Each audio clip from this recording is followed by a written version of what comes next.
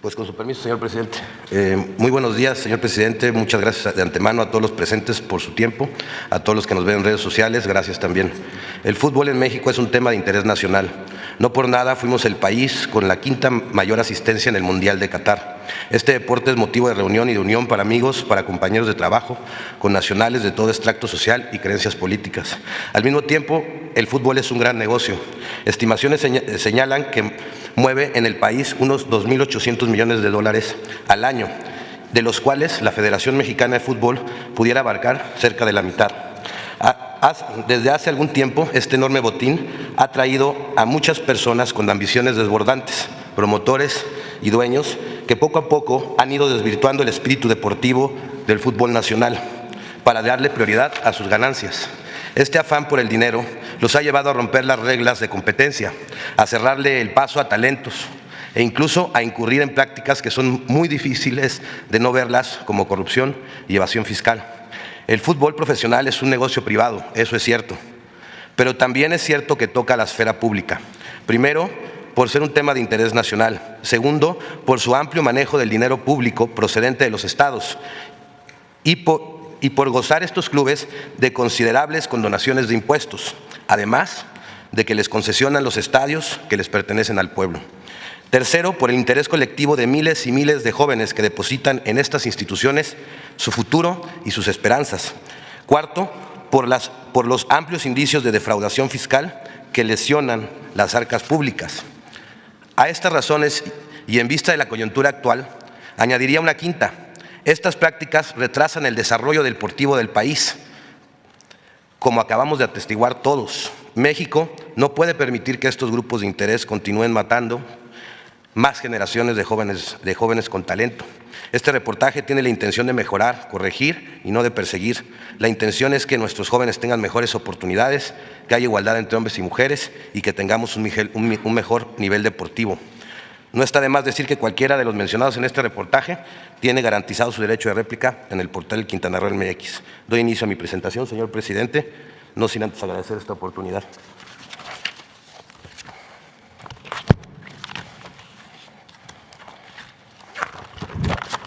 La siguiente, por favor. La compra-venta de jugadores a sobreprecio ha sido una de las formas en donde se generan más ganancias en el fútbol.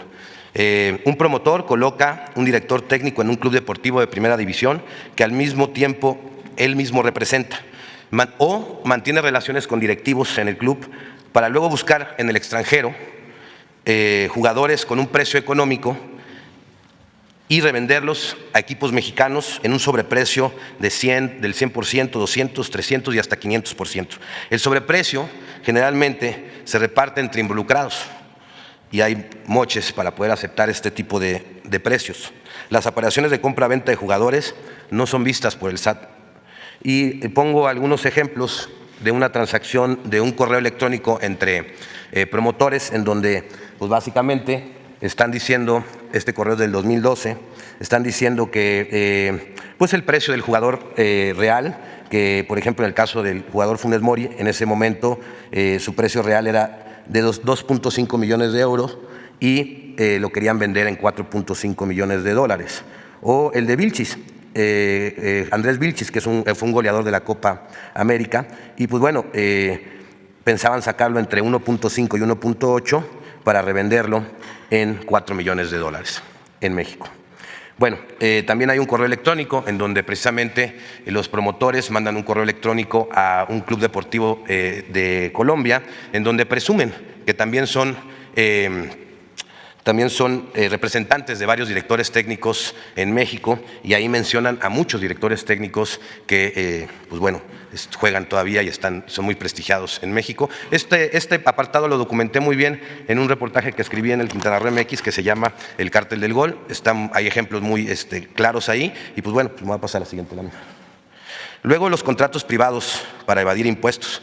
El capítulo 5 del Reglamento de Transferencias y Contrataciones de la FIFA establece que en su apartado quinto en el artículo 51, que todos los pagos de las operaciones celebradas tanto de contado como a plazo se efectúan obligatoriamente a través de una cámara de compensación. Esa cámara de compensación tampoco está regulada por el SAT, tampoco tiene, digamos, una vista. Y ahí pongo un ejemplo de un correo en donde precisamente el Club Atlas, en una negociación con un promotor, le decía que al momento de documentar esto, ustedes me solicitaron hacerlo en 2 contratos, uno oficial para registrar frente a la Federación y otro complementario donde se complementan los salarios y todo.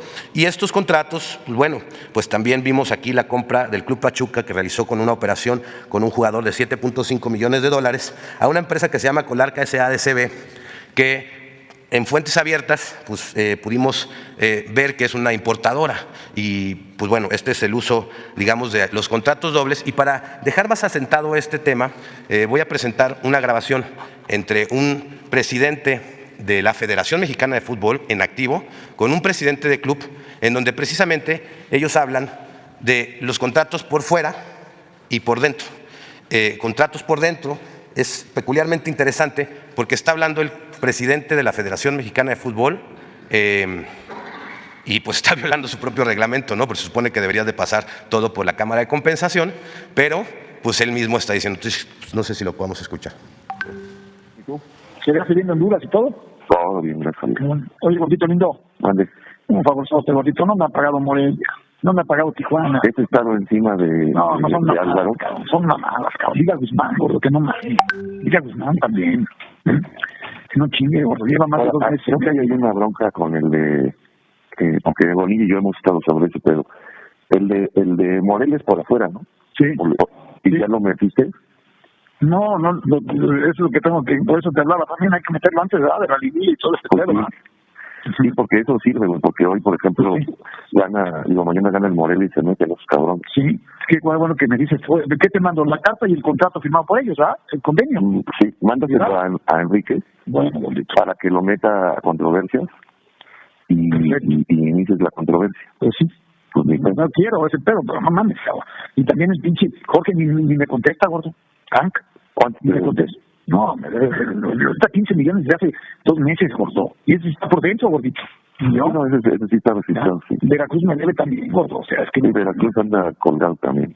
no, gordito, es que sí está cabrón. Ojalá y se metan, como tú dices, para que ahí nos agarramos de los huevos, cabrón. Exactamente. Pero lo que sí me da, o sea, a uno le exige mi gordito puta madre, cabrón. Yo que yo así, Pero un truco de la verga. A todos No, yo nunca le fallo a nadie.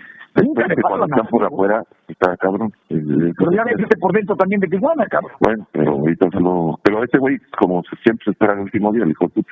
No, pero sí me nada, porque ahorita le habla Jorge. nunca le fallé, fueron $9 millones que le pagué, todos le he pagado, y este hijo de puta, no mames. O sea, y contrato un técnico, Miguel Herrera, de $1,500,000, siquiera Zambuesa que gana, o sea, no mames, o sea, qué cinismo, cabrón, es lo que me imputa, cabrón. Ahorita Perdóname, gordito, que No, es que yo Enrique le he molestado, pero es que tú tienes más peso, gordito. No te Tienes. preocupes. Y ahorita qué bueno que me dijiste porque tengo que meter el contrato privado a controversia. Tomás, avísale a Álvaro, ¿no? Peculiarmente es interesante porque hablan de los contratos por fuera y por dentro, y está hablando Decio María, quien era el presidente de la Federación Mexicana de Fútbol, con un presidente de club, y bueno, pues complementando la información, después Decio de María le marca precisamente a Jorge y le pide que le pague, por favor, a Jesús Martínez. También tenemos esa grabación que no la incluí. Entonces, pues voy a pasar a la siguiente. La presunta compra irregular de un club.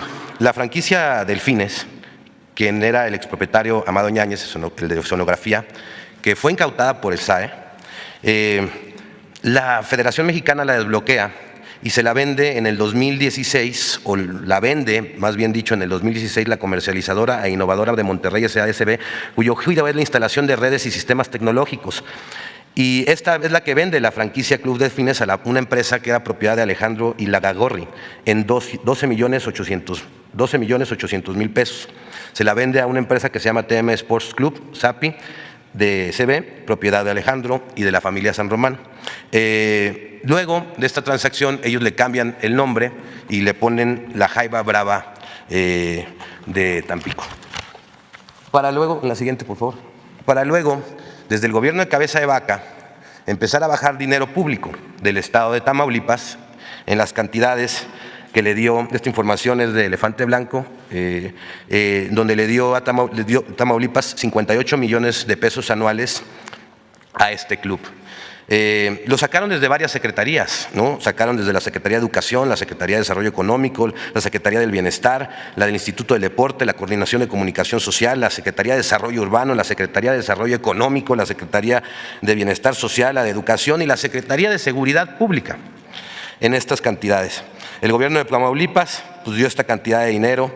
Y para la recepción de esos recursos, presuntamente Alejandro Ilagagorri presentó y presuntamente abrió una cuenta bancaria a espaldas de la familia San Román, o así lo confirma la información que tenemos en las manos, y la familia San Román se entera de estos contratos luego de que fueran publicados por el reportaje que se llama Jaiba Brava, del periodista Carlos Manuel Suárez, del portal Elefante Blanco.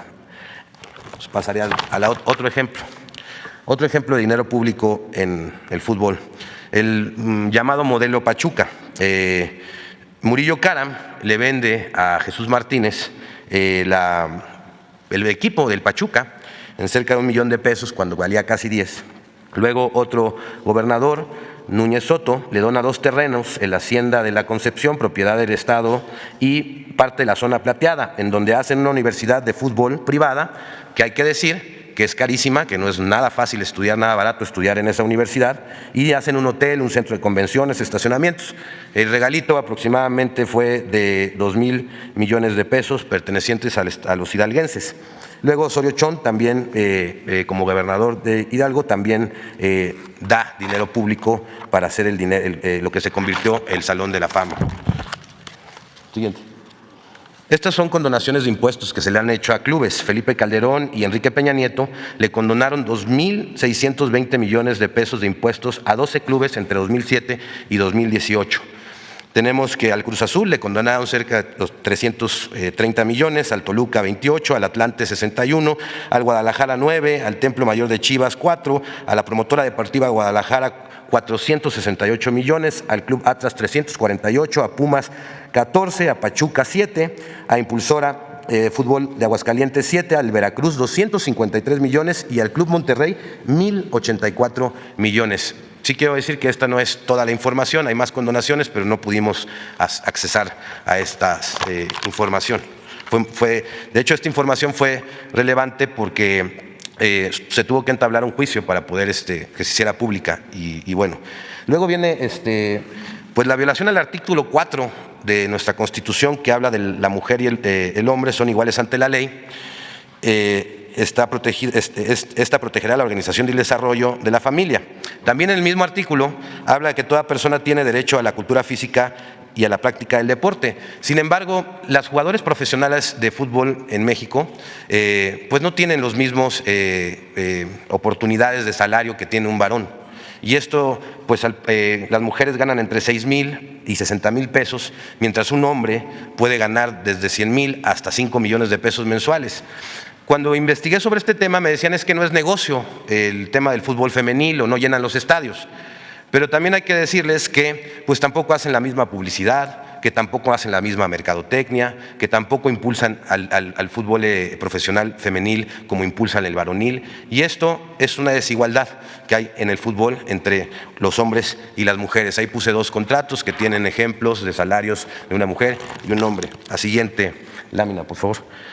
Aquí pongo actos inmorales antideportivos que se dan en el fútbol. Por ejemplo, el cobro a padres de familia para que sus hijos debuten o tengan más minutos de juego.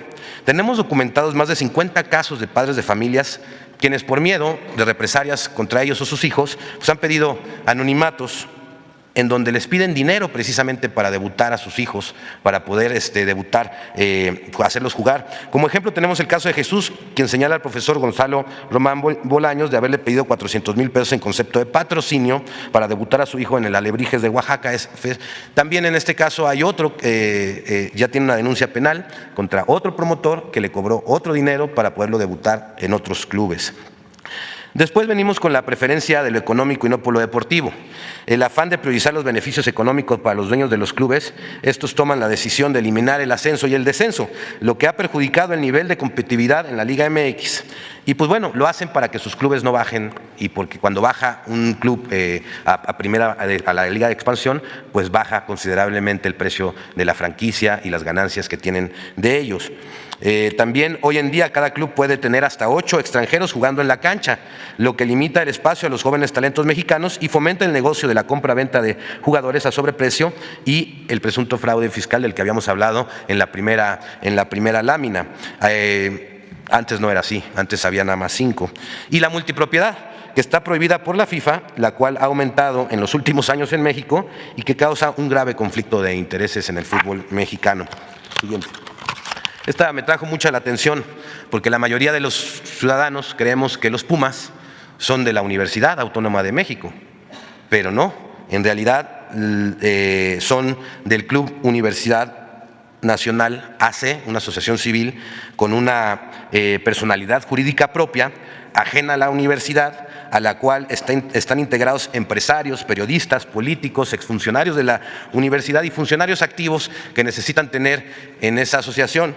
Y pues uno de los que es dueño aparece como socios en la parte de los Pumas, pues imagínense, es Ciro Murayama Rendón, consejero del INE, Jorge Espinosa de los Monteros, quien es promotor y vende jugadores también. De hecho, a él se le achaca, ahorita a él se le da que hayan contratado a Dani Alves ahí en los Pumas, o sea, un grave conflicto de intereses, ha vendido muchos jugadores en México, es perteneciente al reportaje que escribí del Cártel del Gol como uno de los operadores, promotores con más transacciones que lo hacen a través de prestanombres, y esto es importante. Llegar a ellos es muy complicado porque usan a otro para llegar a esa transacción. También están Alejandro Medina, nieto del abogado, también Eduardo Medina, hijo de Eduardo Medina Mora, Raúl Medina Mora, Alonso Carvajal Villaciencio, que es comentarista de Televisa.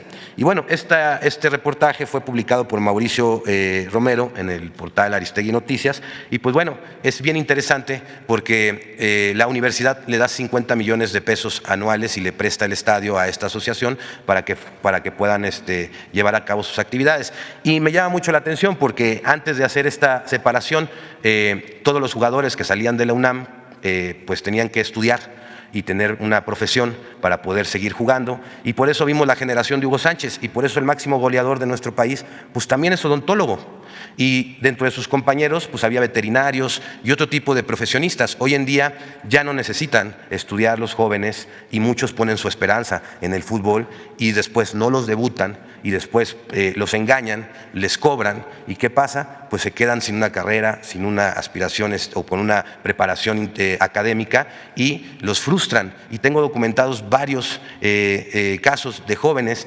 que tienen 24 años, no los debutaron, son excelentes jugadores, han jugado en la selección nacional, club sub-15, sub-17, y después no los debutan en primera división y se quedan ya sin la esperanza, y les rompen la esperanza y luego no saben ni qué hacer porque no estudiaron. Y eso no pasaba en la Universidad Autónoma y hoy sí pasa, ¿no? Y bueno, pues el fútbol se le quitó a la universidad. Tengo una serie de conclusiones que me gustaría decir: que hay una falta de regulación por parte del Estado muy grande en el fútbol, y esto complica la recaudación y fomenta el lavado de dinero y la evasión de impuestos. Se debe fortalecer a la Comisión de Apelación y Arbitraje del Deporte, la conocida como el CAT, y se debe prohibir que cualquier persona vinculada a un club deportivo sea presidente o consejero de esta asociación, de esta institución. El CAT debe de abrir carpetas de oficio cuando un hecho público notorio denuncia alguna irregularidad en el fútbol, y debe de tener carácter coercitivo porque en este momento no lo tiene. También una tercera recomendación es quitar del control de la Federación Mexicana a las televisoras. Hoy en día las televisoras tienen el control de la Federación y de la Selección Mexicana, y pues yo a modo de sugerencia, pues a lo mejor estaría muy bien nombrar un comisionado, un comité regulador conformado por especialistas independientes en fútbol que vigile el buen funcionamiento de la selección y de los jugadores y el cuerpo técnico, la selección de ellos. La selección mexicana debe de ser de los mexicanos y no de los negocios de pocos y los intereses de pocos. Llevan nuestro nombre, nuestro país, nos representan, y hoy en día yo la verdad no me siento representado por la selección mexicana, que pues básicamente representa el interés de 2 televisoras y que de unos cuantos personas que pues bueno han encontrado un gran negocio ahí. Yo no me siento representado por ello. 4, fomentar la creación de escuelas de fútbol públicas y privadas, corregir la desigualdad entre hombres y mujeres y debe ser sancionado esa parte y corregirla de manera inmediata. Y 6, todas las compras de ventas de jugadores deben regularse en un marco legal que cierre el paso al sobreprecio, a la evasión de impuestos y al lavado de dinero. Y 7, pues reducir la cantidad de extranjeros autorizados para jugar en la cancha y para que tenga cada club, para que tenga más oportunidades, porque aparte en los extranjeros está el negocio, no en los mexicanos. O sea, cuando hacen una compra-venta de un jugador, pues generalmente pues son extranjeros. Y el tema es muy amplio, hay muchas cosas que decir del fútbol, me hubiese gustado abarcar más temas, pero pues está el tema de Cruz Azul, está el tema de las Chivas, que es interesante el tema de las Chivas porque hay una sentencia que se tiene que ejecutar en la Corte para regresarle el equipo a una asociación civil que le vendieron de manera irregular al fallecido Vergara y que pues bueno, no han podido ejecutar su sentencia y regresar el equipo a la asociación civil. Y ese caso es bien interesante porque ¿qué pasó? La asociación civil de un plumazo y por palancas la convirtieron en una empresa privada. Es como si convirtiéramos la Cruz Roja de repente en un hospital privado. Y entonces, pues bueno, pues le quitaron el patrimonio a muchos asociados del Club Chivas. Hasta el día de hoy, 20 años después, no han podido ejecutar su sentencia, aunque es un amparo que ha dictado la Corte y no le han regresado el club a la asociación que le pertenecía. Pues eso sería todo y pues bueno, pues muchas gracias por escucharme.